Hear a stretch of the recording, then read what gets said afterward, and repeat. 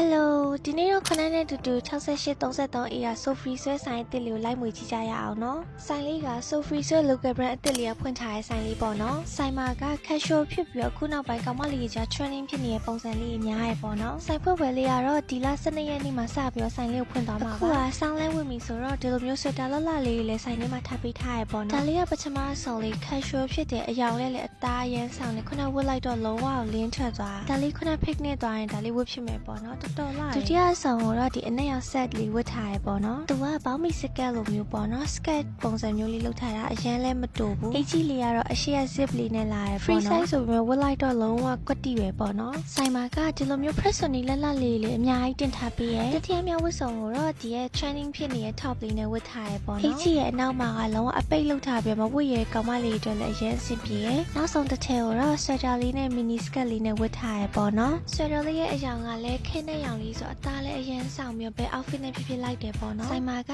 အကြီးလက်လက်လေးအများကြီးရှိရမို့လို့တွားကြည့်လိုက်ကြတော့နော်ဒီနေ့တော့ဒီလောက်ပါပဲရှင်ဘိုင်ဘိုင် guys ဆိုင်ဖွင့်ပွဲကြတွေ့ကြမယ်နော်